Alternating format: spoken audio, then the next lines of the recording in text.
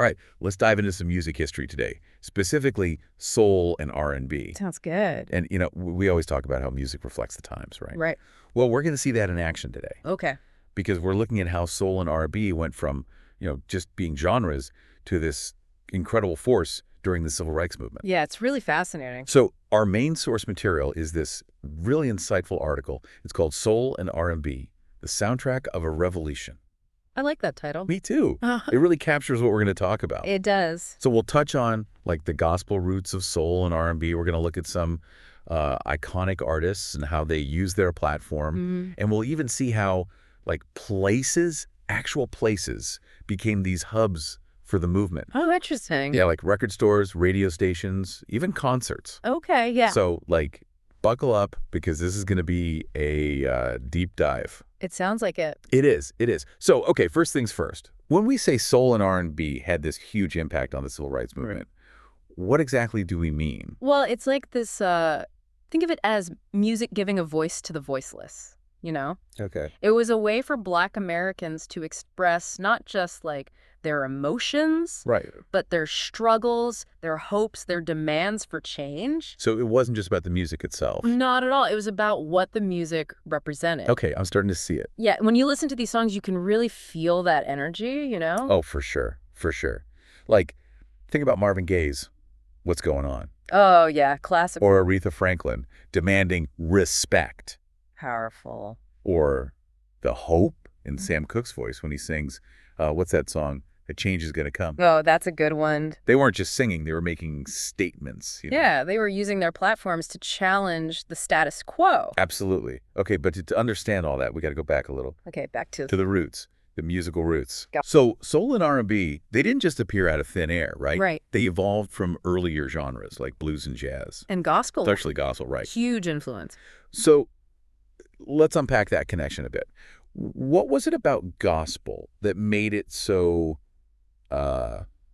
essential to the development of soul and R&B? Well, gospel music has this inherent power to uplift. Yeah. It comes from these spirituals sung by enslaved Africans. Wow. So it was already music born out of struggle, resilience, faith. So it was already speaking to those experiences. Exactly. And that spiritual foundation, it kind of infused soul and R&B with this deep feeling, this sense of community. Okay, yeah. So a foundation built on shared experiences. Exactly. A foundation built on shared experiences. And perfect for a movement focused on social change. It really was. Wow. Okay, and so that word soul. Yeah. It's not just a random word, right? Definitely not. What's the significance there? So soul, it represents the identity, the pride, the resilience of the African-American community.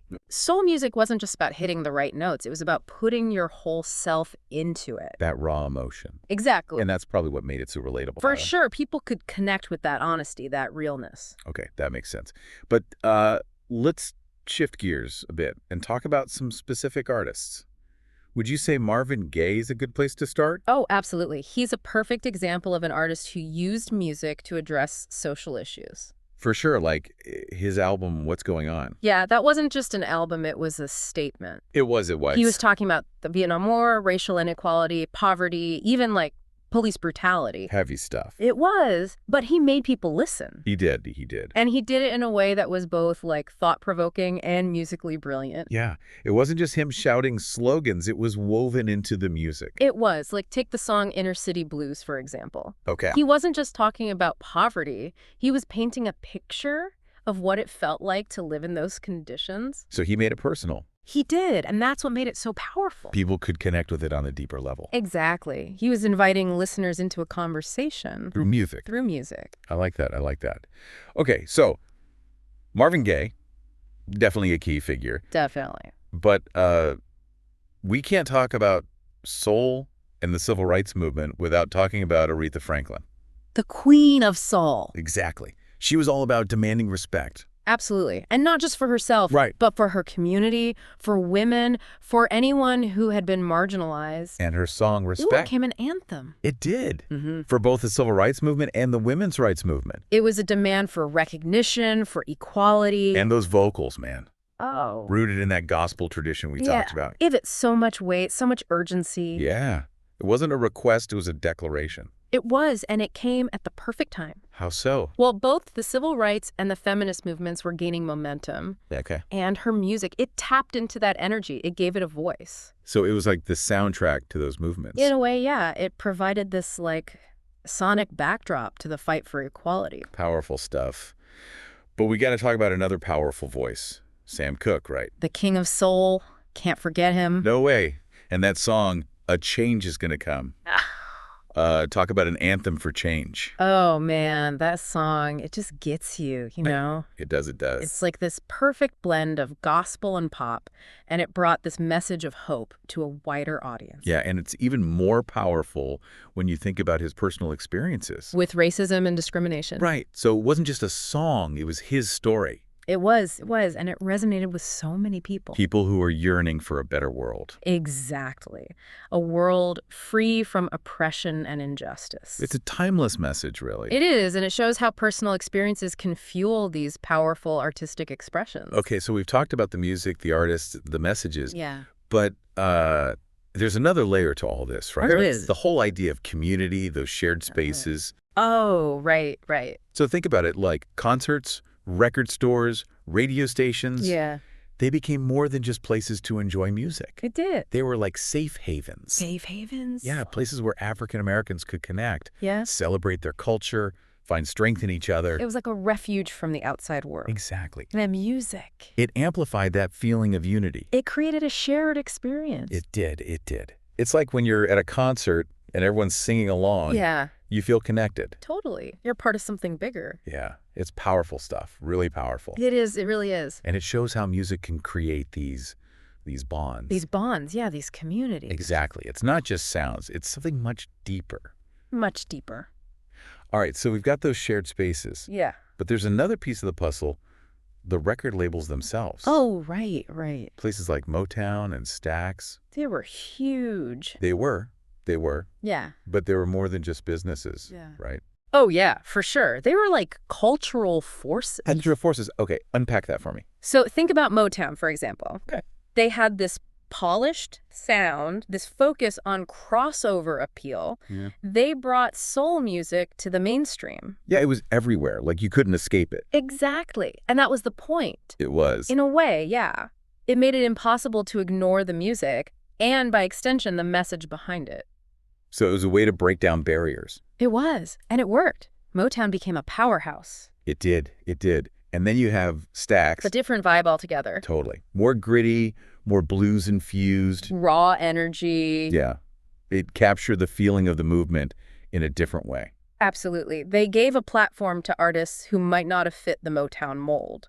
So like a wider range of voices. Exactly. And both labels, they were Black-owned. Which was huge at the time. Huge. It was a statement in itself. Yeah, like they weren't just making music. They No. were building empires. And showing what was possible. Challenging the status quo. Absolutely. They were proof that Black businesses could not only succeed, but thrive. And shape the culture. Exactly. They had a profound impact far beyond just the music industry. That's incredible. Okay, so we've talked about the labels, the impact, the reach. Yeah. But let's go back to the music itself for a second. Okay, back to the music. Yeah. Like, what made those sounds so potent? Well, we talked about the gospel influence, right? The Yeah. powerful That messages. explosion. Exactly. But there's more to it than that. Okay, like what were some of the key ingredients, musically speaking? Okay, so one key element is the call and response pattern. Call and respond. Okay, break that down for me. So it's this back and forth between the lead singer and the chorus, or even the audience. Okay. It's rooted in African American traditions. Oh, interesting. And it creates this like participatory vibe. Like a conversation? Exactly. It pulls you in, makes you feel like you're part of something. Okay, yeah, I could see that. And then you have the vocals, so expressive, so full of emotion. You can feel the pain, the joy, the hope, everything. It's all there in the voice. Wow. And the rhythms, they were often syncopated and infectious. Designed to get you moving. Exactly. Especially in R&B, there's this irresistible groove. That makes you want to dance. Yeah, but it's not just about dancing. It's about expressing yourself physically Feeling the music. in your soul. All right, so we've got the call and response, the vocals, the rhythms. Yeah. What about the lyrics? Ah, man, the lyrics. They were something else, right? They were often raw, honest, deeply personal. They spoke to the experiences of Black Americans. Their struggles, their triumphs, their dreams. It was real life set to music. Exactly. No sugarcoating. And even when they weren't explicitly about social issues, there was still this message of resilience, pride, hope. It was woven into the fabric of the music. Like a subtle undercurrent. Exactly. Okay,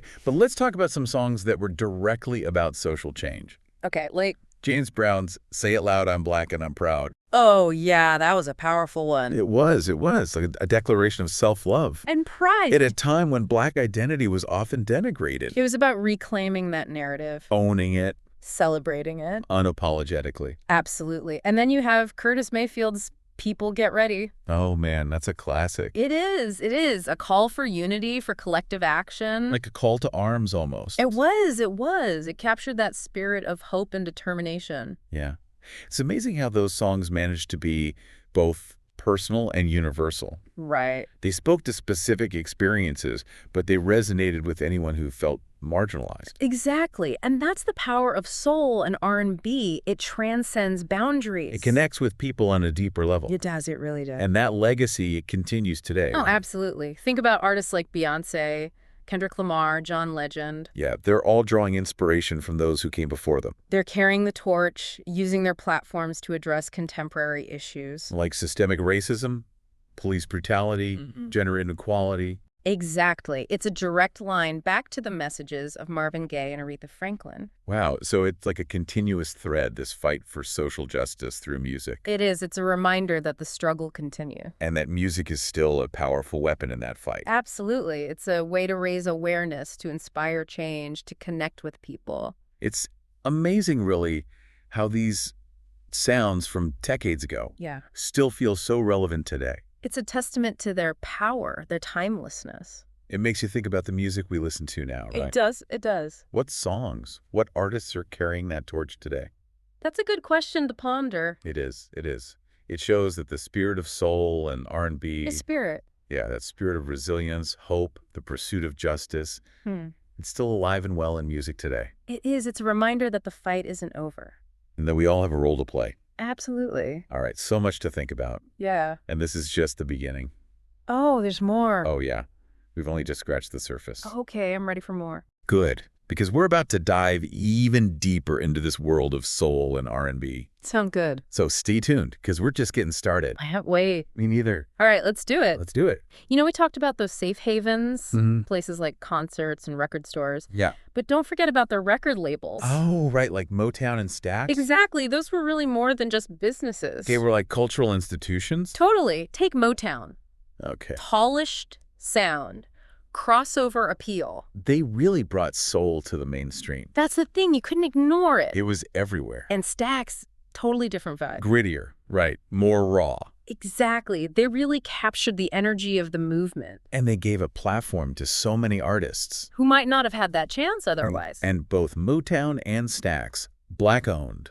That was huge. Especially back then. They were making a statement. Building empires. Showing what was possible. And they really did have this huge impact. Changed the cultural landscape. Beyond just music. Absolutely. Okay, so we've talked about the historical context, those key figures. Yeah. But what about the music itself? Let's get into that. Like, what made it so unique? What were those key ingredients? Well, we've touched on it. The gospel influence. Right. Those powerful messages. Or raw emotion. Exactly. But there's more. Okay, like what? Musically speaking. Think about the call and response. Okay, I've heard of that, but explain it. It's this back and forth, you know? Yeah. Between the lead singer and the chorus, or even the audience. Oh, interesting. It comes from African American traditions. Oh, wow. And it really creates this energy, this feeling of participation. You feel involved? Exactly. Okay, and then the vocals? Oh, man. So much emotion. You can hear it all, the pain, the joy, the hope. It's all in there. And don't forget those rhythms. Oh, yeah. Soul and R&B, they make you want to move. Syncopated, infectious. You can't help but dance. And the lyrics? So honest and raw. So real. They spoke to the experiences of so many. Yeah, their struggles, their hopes, their dreams. Real life set to music. No sugarcoating. And even when the lyrics weren't explicitly about social issues, there was this undercurrent of hope, of resilience, of pride, of hope. Yeah. It's like woven into the music itself. Exactly. Okay, let's go back to those songs with those powerful messages. Okay. James Brown's Say It Loud, I'm Black and I'm Proud. Such a bold statement. Especially back then. About self-love, about pride. Reclaiming that narrative Exactly. to Curtis Mayfield. People, get ready. What a call for unity. It really captures the spirit of the movement. It does. That hope for change. And you know what's amazing about these songs? What? They're both personal and universal. How so? They speak to specific experiences but resonate with anyone who's ever felt marginalized. Yeah, I can see that. And that's the power of this music. It transcends boundaries. It connects with people on a deeper level. And that legacy, it continues today. It does.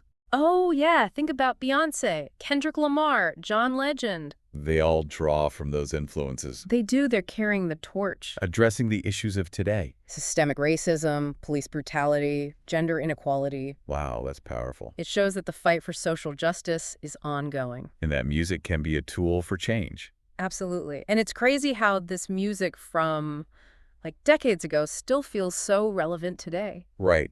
Those calls for change, they still resonate. It's a testament to the power of music to, like, transcend time. And connect with different generations. Exactly. It's woven into the fabric of music itself. And what's interesting is the commercial success of soul and R&B actually helped to spread that message. Absolutely. It wasn't just niche audiences. It was Right. on the radio, on TV, everywhere. And that's important because it challenged this idea that music with the social message couldn't be commercially successful. Yeah, like it proved that it could be both popular and impactful. It could, and by reaching a wider audience, those artists were able to expose more people to those ideas of equality and change. So it wasn't just preaching to the choir. Not at all. It was reaching people who might not have otherwise heard those perspectives. Yeah, like sneaking a powerful message into a catchy tune. Exactly. The legacy of soul and R&B, it's complex and fascinating. It is. Okay, so we've covered a lot of ground today. We have. We talked about the origins of soul and R&B, that deep connection to gospel music, and how artists like Marvin Gaye, Aretha Franklin, Sam Cooke used their music to fight for social change. And how Black-owned record labels were crucial in amplifying those voices. And we even saw how that legacy lives on in music today. It does. It really does. But I think the biggest takeaway here is that music has this power to inspire change. And it's timeless. It really is. It goes beyond genres, generations, everything. It reminds us that music isn't just entertainment. Right. It's a force that can move people, change minds, ignite movements. It brings people together. It does. It does. So as we wrap up this deep dive, I want to leave you with something to think about. Okay. What's that? What music today do you think carries that torch of social change? That's a good one. Right. What artists, what songs speak to you about the issues that matter? The ones that inspire you to make a difference. Exactly. Because that spirit of soul and R&B, that resilience, that hope, that pursuit of justice, it's still alive and well in music today. It is. It's a reminder that the fight isn't over. And that music is still a powerful weapon in that fight. Absolutely. All right. Well, that's going to do it for our deep dive into soul and R&B. It was a good one. It was. Thanks for joining me. My pleasure. And until next time, keep those surful tunes playing. We'll do